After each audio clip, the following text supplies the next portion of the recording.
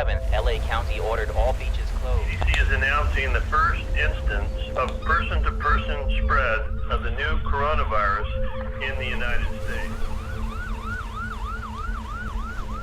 We all know why this beach is empty today. On the other side of the Pacific Ocean is China.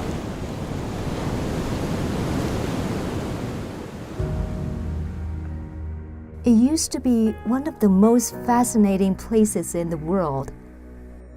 In the past 40 years, America had a long dream about this faraway land. The United States will do everything possible to bring China into the World Trade Organization. That you will be a more open society and you'll be a more open economy.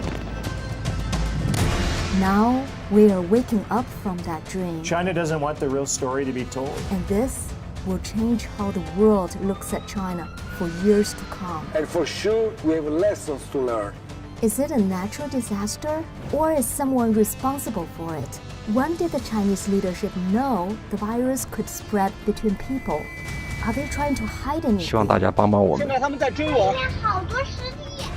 And what did the communist leadership do when the virus was spreading to the world? It impacts us all. How did they let that happen?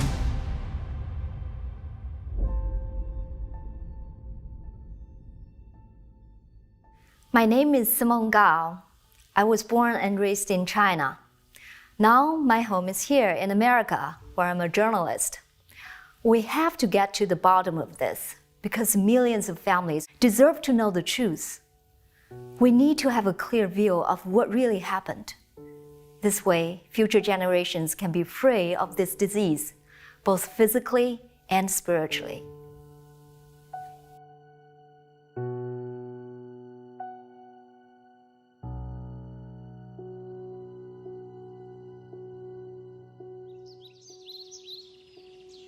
The virus started from this city, Wuhan.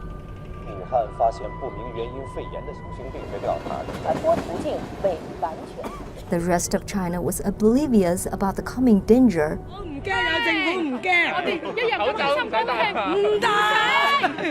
Until this date. 9:50 p.m., Monday, January 20th, 2020.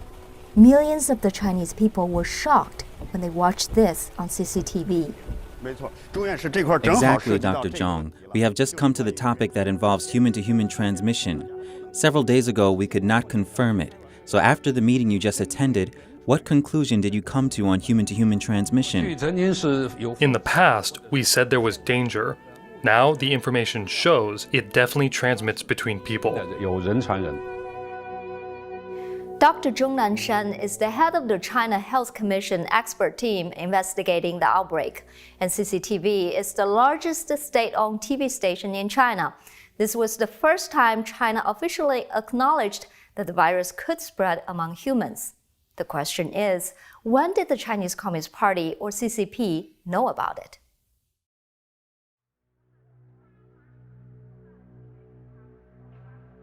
On April 20th, China's state news agency Xinhua published an interview with Dr. Zhang Jixian, a government-certified first responder.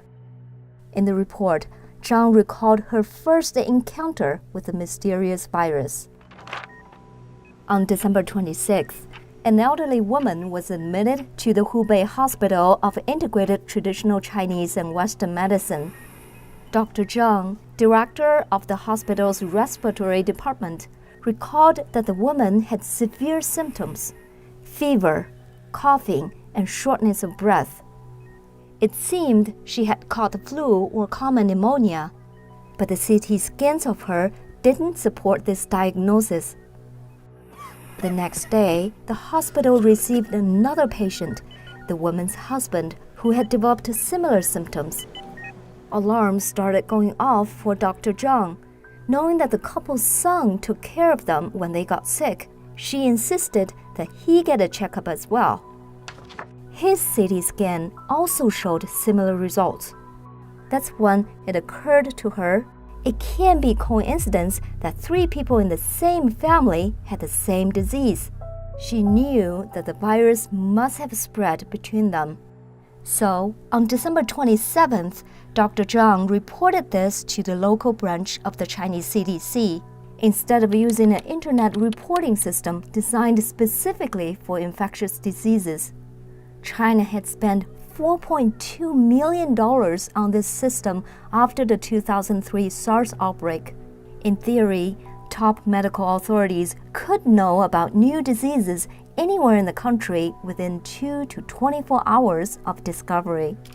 Yet, as a loyal Communist Party member, Zhang only revealed this information to higher government bodies in an antiquated manner. She told the party line to hide information from the public. She only hinted that something was amiss when she demanded medical staff in the world beef up self-protection. In the next 2 days leading up to December 29th, the hospital received another 4 patients with similar lung infections. They all worked at the Huanan Seafood Market and all knew each other. Now that there were 7 similar patients, the hospital went on alert. At 2 o'clock that afternoon, a panel of experts at the hospital drew a preliminary conclusion. This virus could be transmitted among humans. Dr. Zhang told Xinhua that she repeatedly asked the family whether they had any contact with the seafood market. Not one of them had ever been to the market or had any relationship with it. After the panel, Zhang filed another report, this time directly to both the city level and provincial level CDC.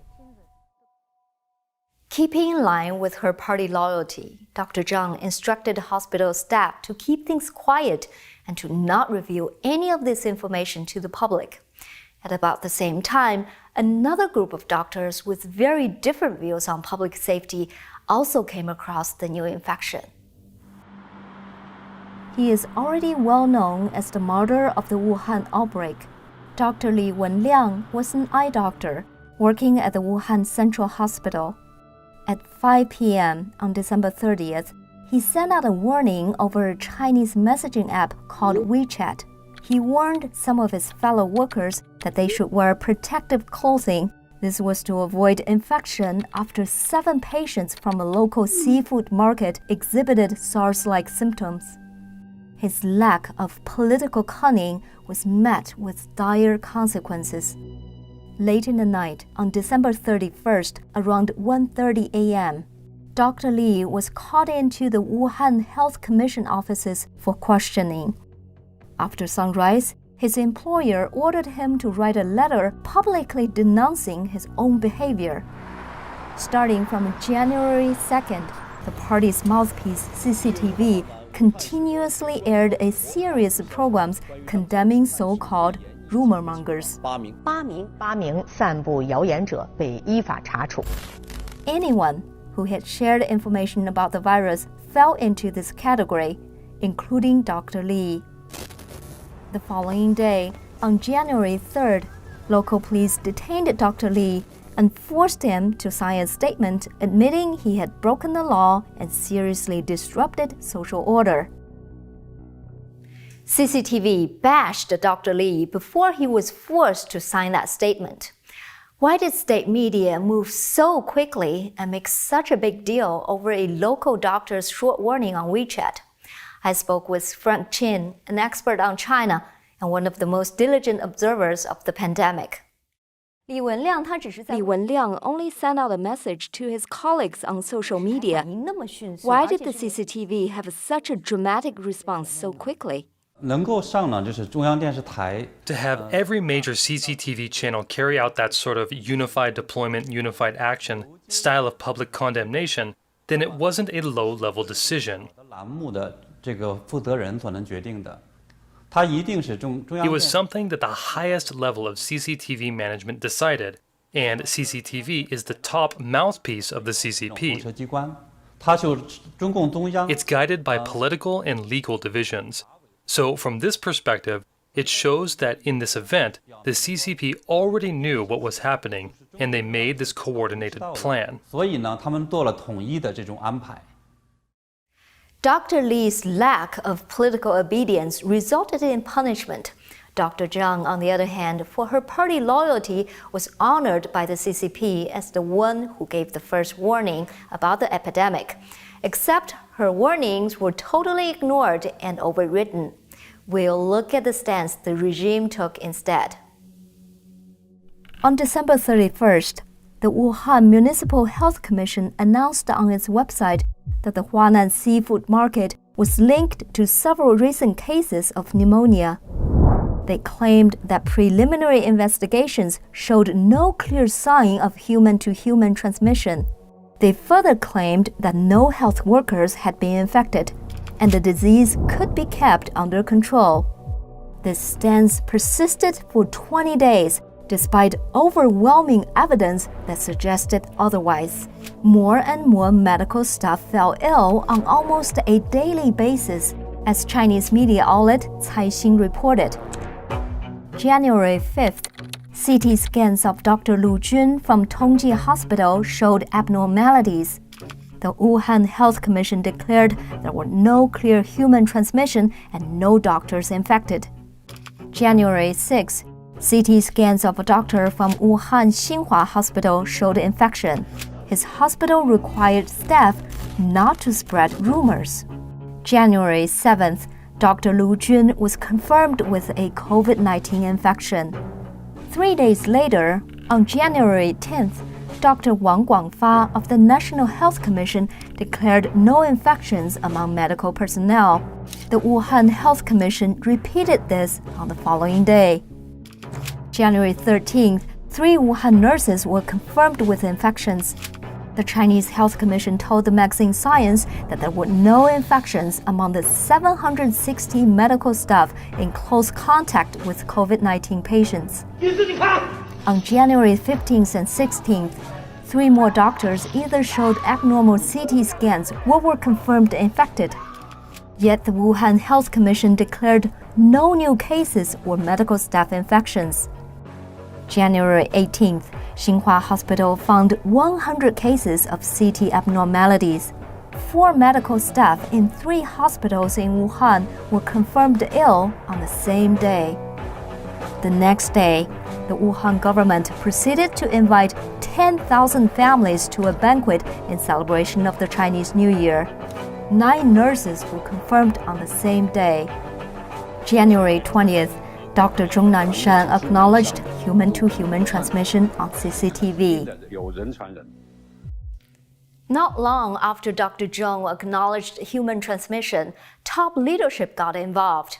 General Secretary of the Chinese Communist Party, Xi Jinping, purged 2 top officials in Hubei province and Wuhan city for mishandling the epidemic. However, in an interview, the mayor of Wuhan, Zhou Xianwang, revealed the tangled nature of communist bureaucracy. About not revealing the materials about the disease more quickly, this is the point everyone needs to understand. Since it is a contagious disease, it had to be disclosed according to the law on prevention and treatment of infectious diseases. As a provincial government, we have to be authorized to disclose the information. Just as Wuhan's mayor indicated, he did not have the final say on what to do. The decision ultimately comes from the top. We can confirm this from internal government documents. On January 14th, while China's health official publicly announced on state television that the risk of human-to-human transmission remained low, actions in the top leadership suggest a different understanding. And internal government facts obtained by the Epoch Times indicated that on January 14th, local CDCs initiated the highest level emergency response. The notice said that China's National Health Commission had already drawn up a set of treatment and prevention measures. They were in the process of passing them on to local health agencies. Some measures clearly indicate that Chinese top leadership knew the disease could spread between people well before the CCP publicized this information. For example, the document ordered hospitals to train staff on preventative measures and take steps to stop the disease from spreading among medical workers. But there's more. The Chinese military knew about the outbreak even before the Chinese CDC issued the prevention measures. This can be seen in this internal document from the Naval Engineering University. The January 2nd document ordered the university's security department to monitor visitors who were suspected of being infected with an unknown pneumonia originating from Wuhan. It further states that this order is to follow a Naval Engineering Department instruction, Series number 298, issued in 2019. The earliest and most accurate intelligence came from the Chinese military. The Naval Engineering University producing documents like these implicates the Chinese military. They very likely knew about the outbreak and transmissibility in December 2019 or even earlier. All these instructions were marked internal. Some specifically say not to be spread on the internet and not to be publicly disclosed. And so it stayed that way. The CCP kept the 1.4 billion people of China unaware of the danger of this virus for at least 20 days, and the timing couldn't have been worse. On January 7th, Xi Jinping ordered the information of the outbreak must not damage the atmosphere of a peaceful and happy holiday. And what holiday atmosphere was that? Right at that time, less than 2 weeks from the Chinese New Year, hundreds of millions of Chinese people had started heading home for the largest holiday in China. Trains, buses, and flights were packed. After all, it is the largest human migration on the planet. In Wuhan, the 10,000 people family banquet was still yet to happen, while 5 million people were leaving the city for destinations around the world.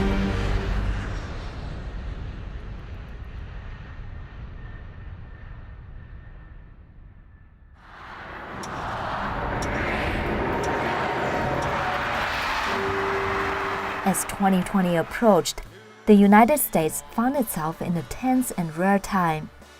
For just the third time in American history, a sitting president had been impeached. Article 1 is adopted. The media focus was entirely on the impending Senate decision and if Trump would be removed from office. Anything beyond the United States borders seemed trivial.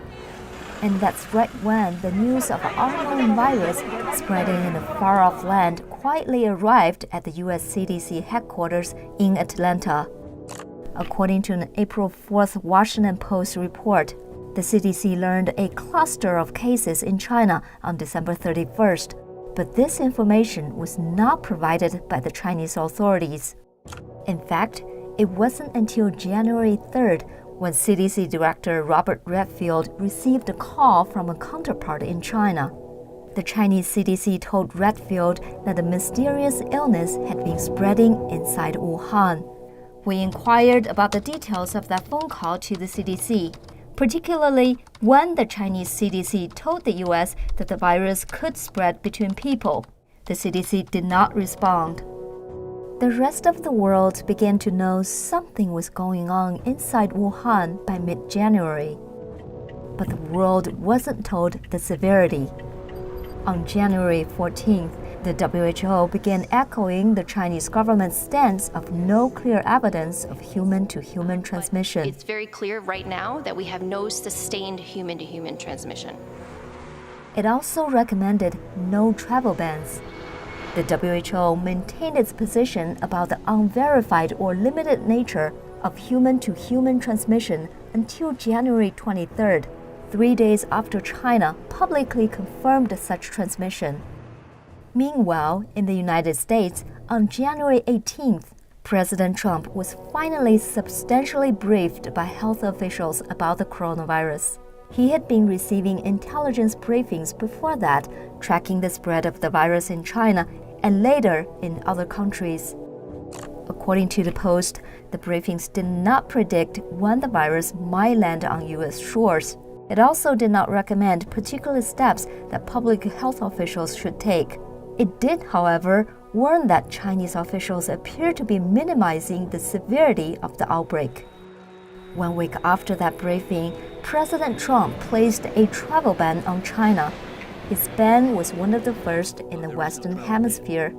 Lives are at stake. This is not a time for Political opponents criticized him for overreacting and being racist for banning Chinese travelers. Only history has proven that this move was neither excessive nor early enough, after all. According to VeriFlight, an aviation data company based in China, by mid-January, about 4,000 people had already entered the United States directly from Wuhan. In January alone, about 381,000 travelers flew directly from China to the United States. What's even more worrying is that after China locked down internally, outbound traffic from China did not slow down. On January 23rd, Wuhan was the first to fully lock down. All the remaining provinces in China followed suit before February 10th. Under the total lockdown, Chinese people could not travel domestically, but were still allowed to go abroad. In fact, while implementing strict domestic quarantine measures in February, the Chinese regime kept reassuring the world that the outbreak was fully under control, and it continued to encourage international travel from Chinese cities. Chinese state media Xinhua confirmed this on February 6th.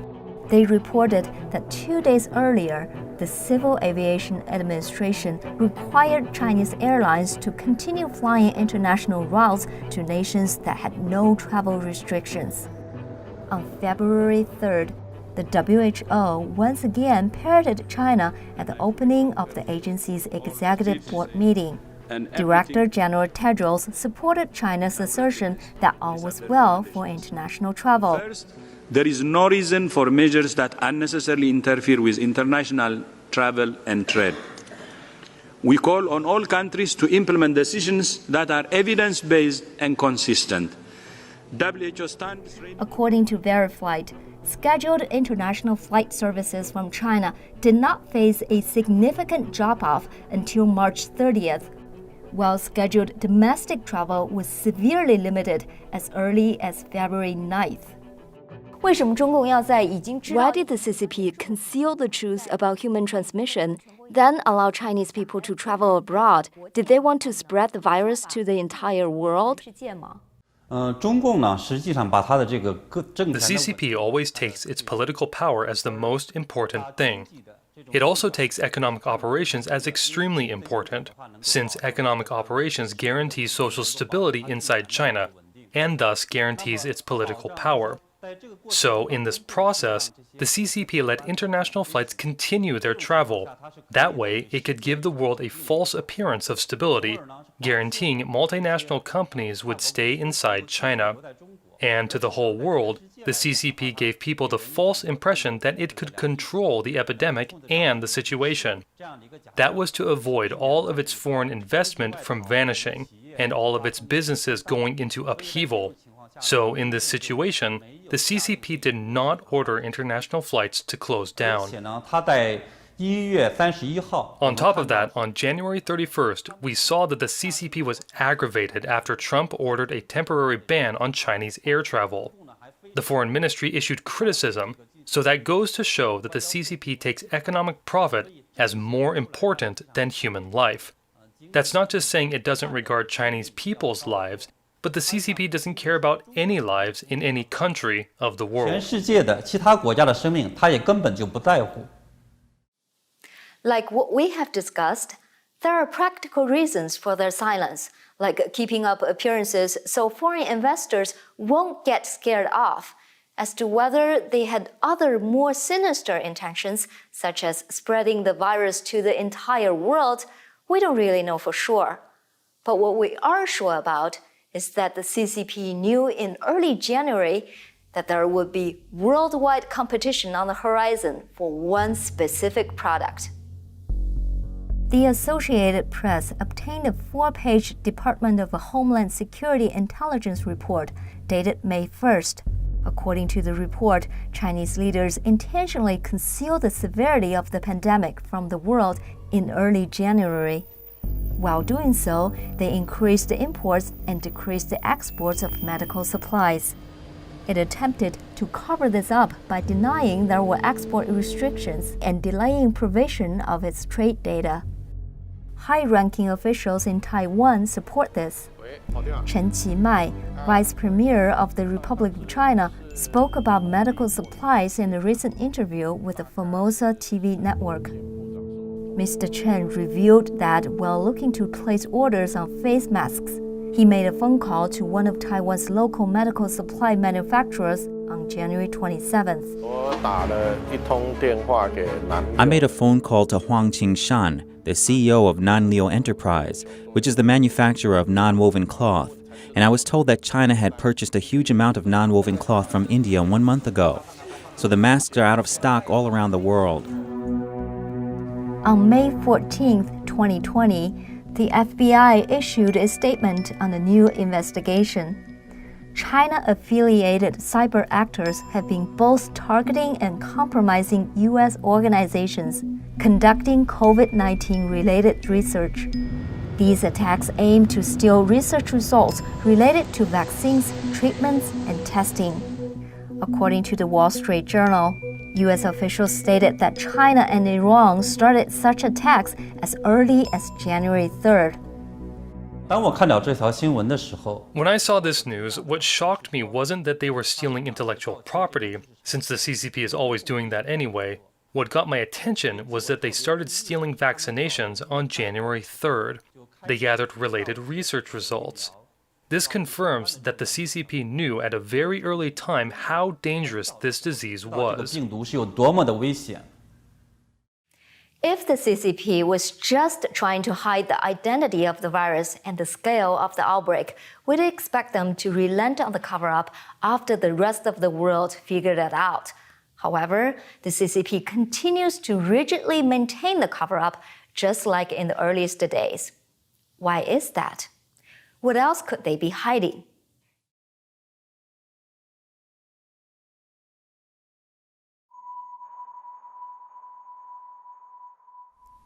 Christmas Eve. It was just a normal working day in Guangzhou, a sprawling port city northwest of Hong Kong on the Pearl River. On that day, Vision Medicals, a genetic technology company, made a critical discovery.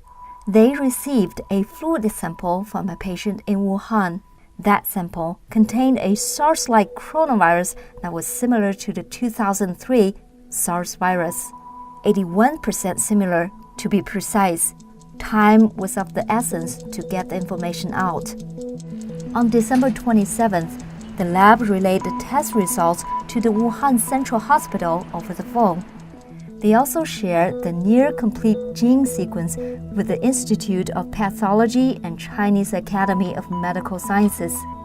In internal company messages, researchers described the virus as a bat-like SARS coronavirus. On the 29th and 30th, Vision Medical's researchers went to Wuhan in person to report their findings. They exchanged all their analysis results with the leaders of the Wuhan Central Hospital and the Wuhan Disease Control Center.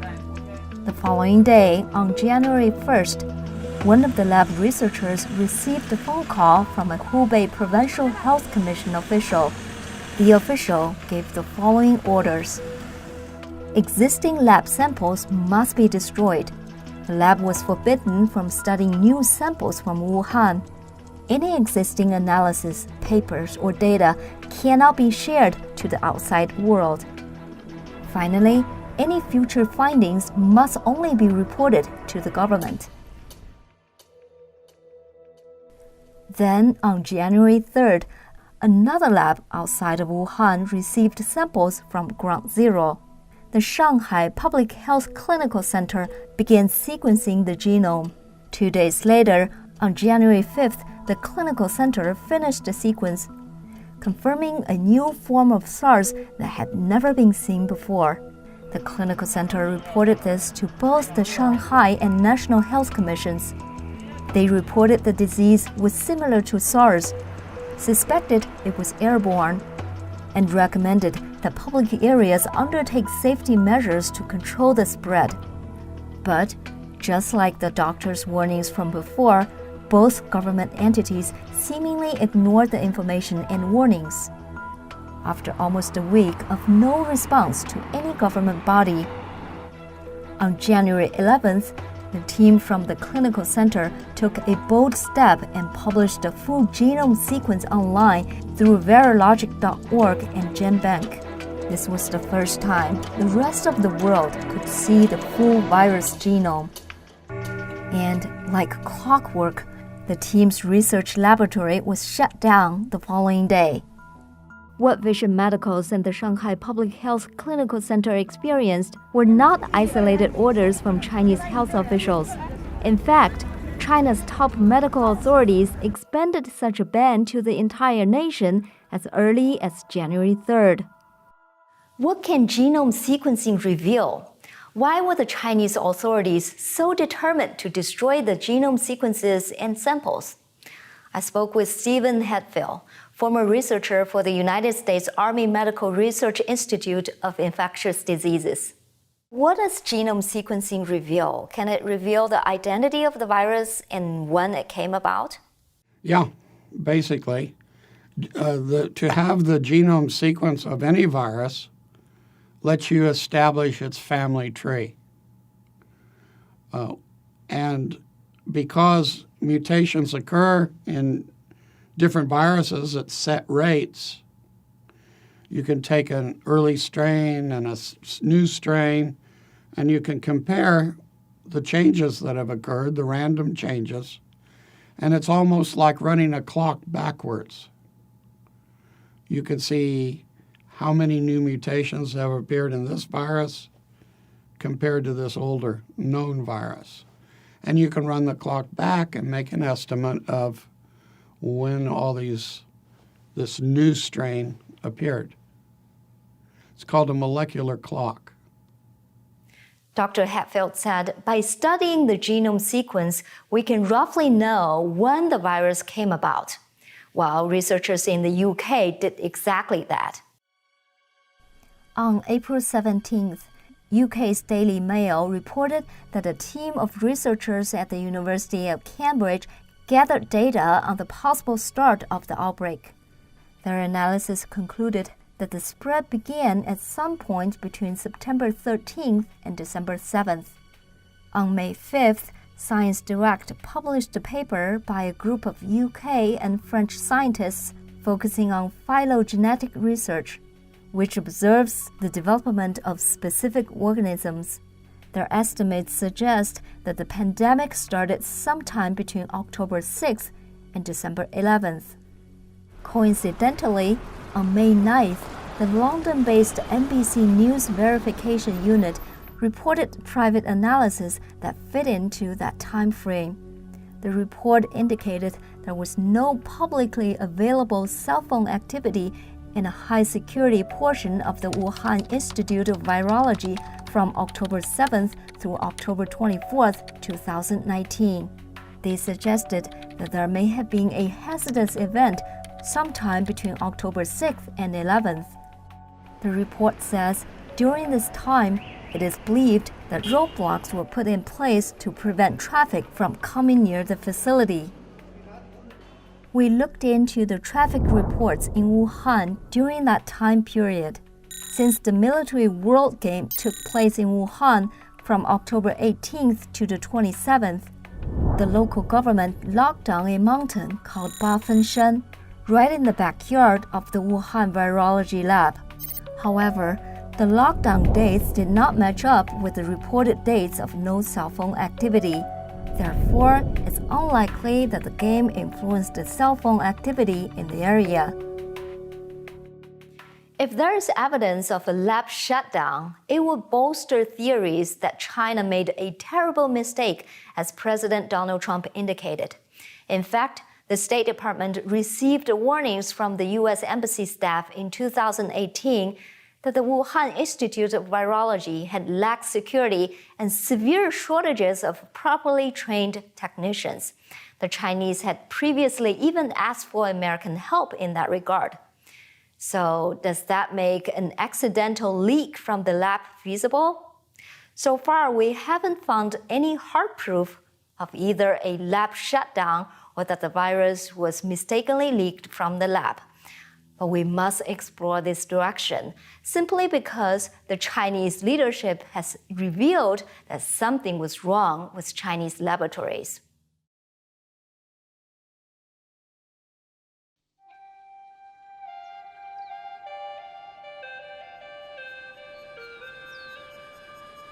Deep in the mountains of southwest China, there are caves millions of years in the making. They're famous for two things: stalactites and bats. Bats were found to be the source of the 2003 SARS outbreak. Before this was well known, one woman leading a team of researchers was tasked with finding that source. CCTV reported that in November 2011, Dr. Shi Zhengli and her team stumbled upon a bat cave in these tropical mountains. The bats were hosts to 10 different families of the SARS coronavirus. As the director of the Center for Emerging Infectious Diseases at the Wuhan Institute of Virology, this finding eventually helped her discover the pathogen that caused the 2003 SARS outbreak. She brought thousands of the bat coronavirus samples back to her lab in Wuhan, 1,100 miles from the Yunnan bat caves. Then, when the 2019 outbreak started, Dr. Shi swore on her life that the virus did not come from the lab. Her argument was that none of the genome sequences of the bat coronaviruses in her lab matched that of the COVID-19. However, two things cast a doubt on Dr. Shi's pledge. First is what has been revealed about China's biolabs in general. And second is what happens at the Wuhan Institute of Virology specifically. What are Chinese biolabs really like? I asked Dr. Shang Lin, former lab director of the viral disease branch of the Walter Reed Army Institute of Research. He also used to work at virology labs in China. The key issues here is about lab safety and management practice for lab or animal facilities at the biosafety level 3 or 4. That's the P3 and P4 lab, especially in terms of the protection measures for lab technicians or the disposal procedures for animal corpse. And we know China has been very aggressive for the last 20 years to build up P3, P4 lab. And right now China has about 40 P3, P4 labs nationwide. And we even see new plans to build up more P3, P4 labs after the COVID-19 outbreak. So this is of a huge concern. First, China was relatively new to this field. Even the Wuhan Institute of Virology laboratory, the P4 lab, was observed to have security concerns and was short of well-trained professionals. And this was actually documented in a 2018 report from Department of State when they sent 2 advisors to Wuhan Institute of Virology to evaluate the situation there. And we also know the Wuhan Institute of Virology P4 lab was actually directed under the University of Texas Galveston National Laboratory. So this indicated even the Chinese scientists rely on the United States experts to ensure, to advise the safe operation of their P4 lab. Does that mean the American lab is responsible for what happened at the Chinese lab? No, because the Galveston National Laboratory, they're only responsible for establishing the protocol for lab safety operations for biosecurity procedures. But the real operations is up to the local team in Wuhan. And what happened at the Wuhan Institute of Virology is particularly concerning. So it is a common practice to conduct mutagenicity studies on viral genomes in order to understand the functions of different viral genome components and viral proteins. But one set of experiments of particular concern is the gain-of-function studies. So in this kind of studies, you can conduct molecular level of genetic engineering, or you can infect cell lines, for example, with a bad coronavirus strain, with or without genetic manipulation. and you can conduct these experiments in parallel in multiple cell culture flask. So after a few days post-infection, you can collect supernatants from the flask with the most severe cell dying. And then you use this supernatant to do another round of infection. So you basically select viral mutants with higher infectivities in each round. And similarly, you can conduct this kind of experiment in animal models like mouse and ferrets. So basically, you select viral mutants that can spread faster or cause more severe disease in animal models. So this is the typical gain-of-function studies. And we know Shi Zhenli's group from Wuhan Institute of Virology, together with their collaborators in the United States, published an article on Nature Medicine in 2015. In that study, they documented the enhanced of pathogenicities when you had the spike of a bad coronavirus strain put on the backbone of a mouse-adapted SARS coronavirus. So these studies raise serious bioethics concerns at the moment, and the United States suspended this kind of studies for a while. However, it's not known whether this kind of study was further pursued in China, especially whether it was pursued under some joint project with Chinese military medicine unit, like the ones in Wuhan or Nanjing. This is not saying that the Chinese scientists have the intelligence to design a virus like SARS coronavirus 2, but this kind of gain-of-function study is so dangerous and with unpredictable outcome. That's why it's very vital for the whole world to know whether China is still continuing these kind of experiments. China's lax lab standards are well known to insiders, and these widespread practices in Chinese labs have gone on for years. Then suddenly, on January 16, 2020, 4 days before publicly acknowledging human transmission, the China Science and Technology Department released guidelines on safety and management of viral laboratories. A month later, on February 14th, Xi Jinping made comments about accelerating biosafety legislation at the Committee for National Reform. It's very possible that Xi already knew about a lab leak. So he wanted to publish this law to make it look like he takes biosafety seriously. It was to be a preventative measure. So if in the future the rest of the world looks to find who is responsible, then they have a scapegoat ready. They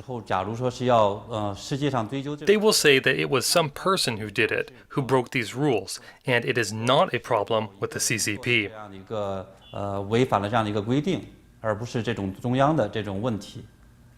The Chinese leadership not only banned research on the origin of the virus inside China, but they also continue to deny access to foreign experts. This has gone on for months. All the important evidence may now be gone or destroyed. Are there simply too many tracks to cover? Can we believe anything they've told us?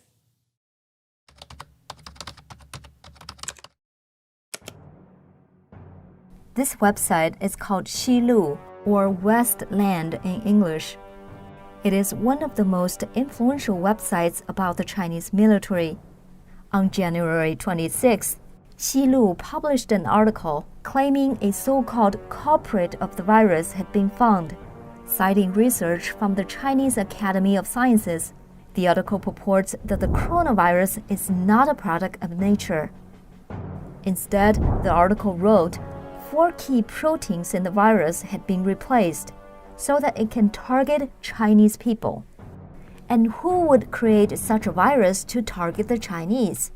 According to the article, it was none other than the United States.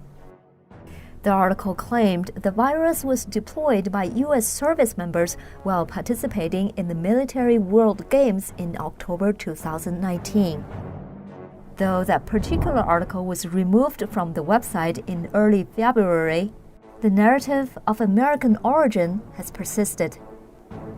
On March 12th, Chinese Foreign Ministry spokesperson Zhao Lijian republished a video of Robert Redfield addressing a U.S. congressional committee.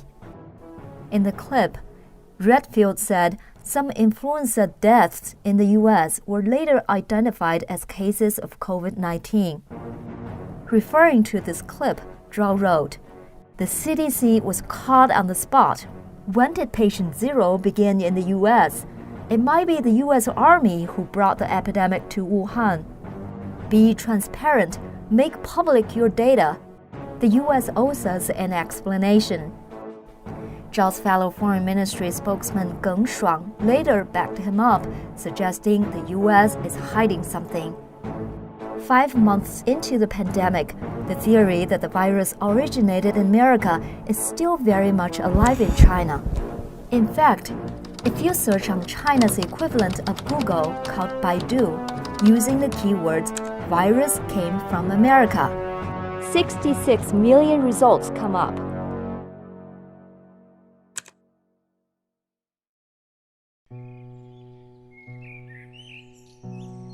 Late spring in New York is a charming time of new life. Blue skies, chirping birds, and spectacular bloomings. But inside the buildings, people are dying. In April 2020, as New York State became the national epicenter, the daily death toll from COVID-19 peaked at 805 in a single day. As of June 26, over 124,000 people have died in the whole country, a toll that has surpassed 47,000 American deaths in the Vietnam War. The global economy slipped into a recession on a scale not seen since World War II. All right, so remind me, what type of work are you gearing towards? 33 million people have sought U.S. unemployment aid since the virus hit. The numbers are heart-wrenching. What makes it worse is that we know this could have been prevented. A study by the University of Southampton indicated that if China had taken measures to address the virus earlier, they could have prevented about 95% of the infections throughout the world. Some people say the American government, the Trump administration, is also at fault. They could have done better and acted earlier with the knowledge they had. After all, the whole world was at the same starting point. Why did Taiwan and South Korea end up in a much better place? That may be true to some extent, but this argument is diverting attention from the elephant in the room. That is, who let this happen to the world in the first place?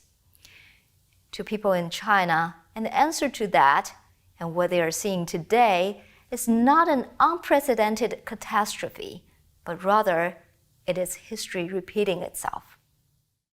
For the past 70 years, China has been plagued with an ominous curse, causing either man-made disasters or natural disasters turned man-made. The largest famine in human history, ending 45 million lives, was known as the Great Leap Forward. What caused it? They said it was drought. But it was really Chairman Mao trying to accelerate agrarian China towards communist utopia.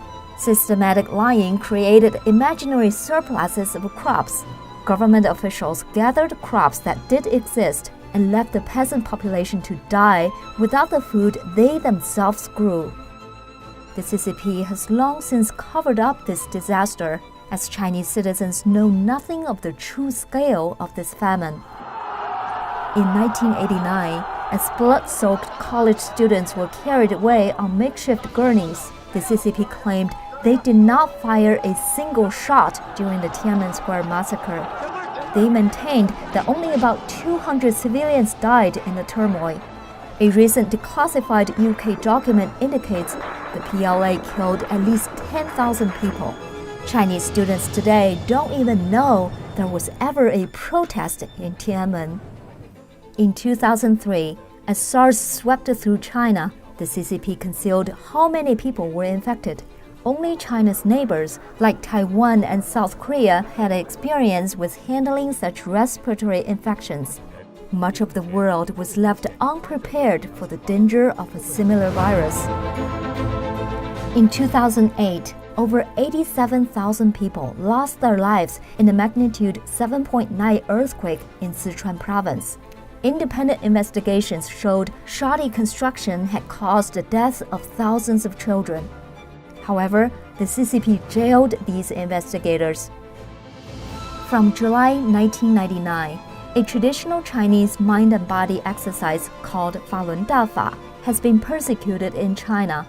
The CCP has used the Falun Gong practitioners as well as other political prisoners as forced organ donors, harvesting and selling vital organs on a national scale.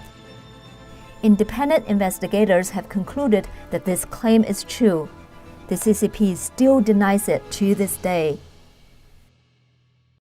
And yes, the CCP once again covered up another disaster. This is what it has always done and will always do. Why has this persisted for so long?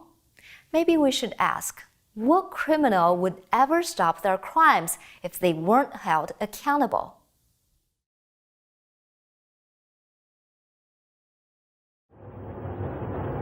In 1989, as dried blood and tank treads were disappearing from the roads of Tiananmen Square, a secret envoy from President George H.W. Bush arrived in Beijing. He extended an olive branch to former Chinese leader Deng Xiaoping. Bush consoled Deng, saying that all the public condemnation for the massacre were nothing more than political rhetoric. Bush authorized the delivery of military supplies to China in the wake of Tiananmen. Change in our party, change in our leadership, change in our nation. President Bill Clinton campaigned that he would be tough on China. However, his tough stance quickly softened after he took office. The communist leadership mobilized a pro-China coalition within both the administration and Congress. As a result, not only were sanctions against China quickly lifted, but also Clinton helped China enter the World Trade Organization. He also granted China the status of most favored nation. Not just the political sphere, but technological and financial companies are assisting China as well. U.S. tech giants facilitated China forming into a police state with invasive surveillance. Cisco laid the foundation for China's Great Firewall, as well as an information surveillance system called the Golden Shield Project. IBM provides servers to Golden Shield Engineering. Oracle provides database services, and Microsoft provides a personal operating system. Led by JP Morgan Chase, the CCP's old friend Wall Street has channeled a huge amount of money to the Chinese Communist regime over the past 40 years. JP Morgan succumbed to nepotism when it hired children of high-ranking Chinese officials. This helped the company win billions of dollars of Chinese business contracts. Morgan Stanley investment indexes include Chinese companies that often pose a national security threat to America. Its actions have resulted in trillions of US dollars being invested in the Chinese economy. There is one particular company listed on the Morgan Stanley index that we need to single out. It's called Tencent, and it owns the Chinese social media giant WeChat. WeChat has long helped the CCP monitor dissidents. The whistleblower of this pandemic, Dr. Li Wenliang and others, were first tracked and reported on WeChat when they exposed the virus spread via this social media platform. Only reason this situation has gotten as bad as it's gotten is because the capitalists in the West, the Wall Street and the City of London, and certain corporatists, certain elites, what I call the Party of Davos, right, have basically financed the CCP and has allowed them to get technology. Those days are over. In China and America alike, we have a saying, what goes around comes around. For the past 40 years, America and the West have been in a state of willful ignorance, to put it nicely, about the CCP's crimes. Now the circumstances have forced us to face the consequences of that negligence. China has a rich history, splendid culture, and profound spiritual tradition. Lao Tzu would have been able to hold a candid conversation with Socrates about ethics and the laws of the universe. China's millennium-long tradition of revering heaven and ancestors echoes Edmund Burke's concept of an eternal society where there's a contract among the dead, the living, and the unborn. But before China revives those traditions, there must first be a decoupling between the CCP and the United States.